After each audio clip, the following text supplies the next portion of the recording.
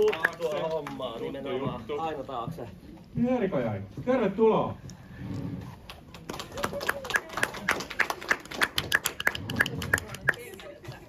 Mä ymmärrän. Oh my gosh, she's gorgeous. Tai mulla on väliä. Ihan törkeän hieno show teilläkin tänä iltana.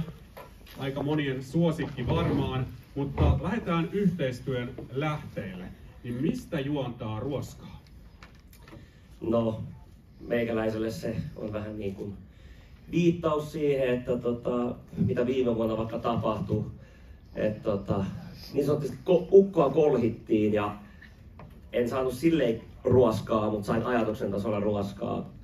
Mitä tahansa vihakommentteja tai aivan loppuun jostain keikkamatkasta ja täytyy vaan lähteä seuraavaan keikkamatkaan ja aina kaikki ei mennyt ehkä ihan putkeen, mutta jollain tapaa mä nautin siitä, että kaikki oli välipäin persettä ja mä kiihotuin siitä ja mä jatkoin eteenpäin. Ja sit sä olit silleen, että otetaan Erika Viikman tähän heittämään ruoskaa. No, kukas paremmin lyö ruoskaa kuin Erika Viikman ja aika make sense. Jep, tervetuloa alalle, Kääriä. Kiitos. Voiko vielä perääntyä? Ei voi. Se kuka leikiin lähtee, se leikin kestäköön, sanoo vihaajat netissä. Joo, eli vuosi sitten sain sulta demon. Sä et ollut vielä silloin Euroviisun edustajaksi valittu. Ja oltiin jo huomattu se, että meillä on vähän samantyyppiset energiat. Että olisi ehkä kova juttu tehdä joku yhteisjuttu. Ja sitten mä kuulin sen demon. Se oli täyttä timanttia. Mä olin silleen, okei, mä todellakin tuun tähän julkaistaan heti. Mut sit se meni Euroviisuihin ja sit se hype jatkuu. Niin meidän piti odottaa tosi kauan, että me saadaan tää biisi ulos. Mut nythän tää on niinku ihan täydellistä, että me tehtiin se nyt. Joo, ja Kiitos kun pyysit mua siihen, rakas.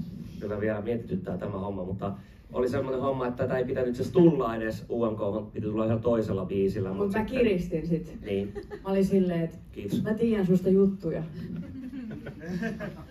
Business. Tää on rakkautta, tämä yhteistyö. Kysymyksiä yleisöltä. Okei, onneksi mä en tuomaroinut. Yes, kiitos. Jens Henrik Seiskasta. Upea tyyli, ennennäkemätön, niin nyt kaikki kreditit sitten, että meikki ja asusteet ja muuta, niin nyt saa sitten antaa kredittiä. Okei, kiitos. Eli puhutaanko tästä asusta vai lava-asusta? Kummastakin jos. Okei, no tää on hienompi, koska tää on mun oma. Ei vaan Kirppis Dolce Gabbana, Mia Ollula, Suomen paras meikkaaja, naamahiukset. Itse värjäsin mustia raitoja, meni niinku pieleen, niin kuin tiedätte, paljon korjailtiin. Sitten mulla on Gucciin kengät. Ole hyvä. Let's take a question in English, front row. Kirppiskengät. Otetaan tosta ensin, englanniksi. Yksi kysymys. Thank you. Hi both of you, it's a real pleasure to see you. When I was speaking to artists in this year's competition, in the run-up to the show, both your names actually came up as artists who opened doors for Finnish language music. And obviously Cicciolina was a massive hit in Finland and a massive favourite of Eurovision fans abroad. Kääriä, you know that Cha Cha Cha was quite popular as well. And you know, is now by far the most streamed Finnish language song of all time. I was wondering if I could ask you both your thoughts on how you feel the health of UMK is now and your reflections on it as past participants, and more broadly your reflections on the health and the future of the Finnish language music scene specifically. I remember a time when I made Cha Cha Cha with my guy, and somebody say you can't break if you do the music like Finnish. And I think that's the fucking bullshit.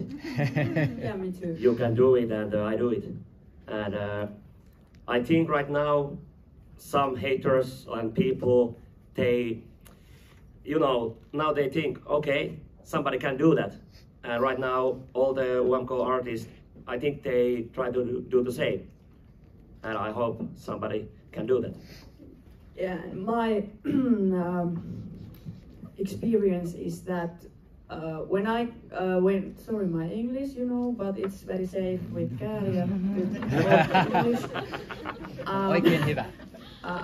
Wait, where I was. I can help. I went to UMK with Cicciolina and Finnish lyrics.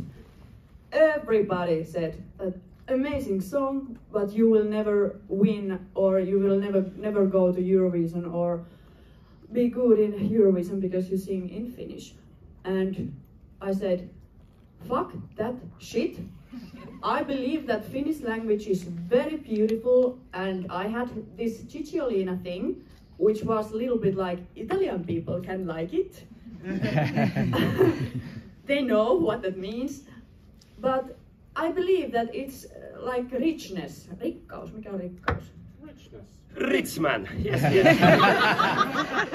It's richness that different countries go to Eurovision with their own language. So what can be better? Why we want to hear all the time English, as you see? And your voice, that is the, you know, it's the instrumental. You know, Yeah, and it's no matter you sing Spain or something. I don't know anything what they speak. Yeah, but I want to still listen we because love it's those good. songs. If your song is good, it's good. Yeah, That's yeah, it. that's it. Easy. Like sieben alulu, sieben Einstein, sieben alulu, Einstein, right. Hey! And everybody loved it. Ja viimeinen kysymys. David, sulla on vastuu ottaa vikakysymys. Joo. Oli tosi upea nähdä teidät kaksi ja upea duo. Ja, mä haluan kysyä myös Käärijää, koska oli niin kiva siellä Liverpoolissa ja sä annoit Lorenelle tämmönen tape, missä sulla oli joku musiikki-idea.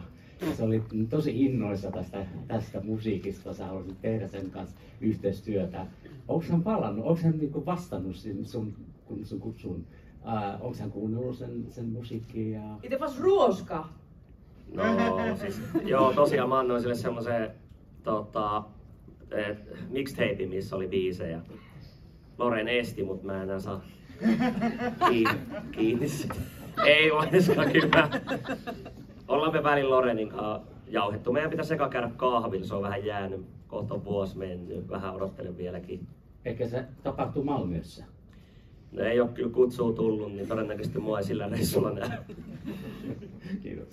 Kiitos. Kiitos tosi paljon teille ja hauskaa iltaa. Näytti siltä, että hauskaa on jo. Kiitos paljon. Kiitos Kiitos kaikille. teille. Kiitos.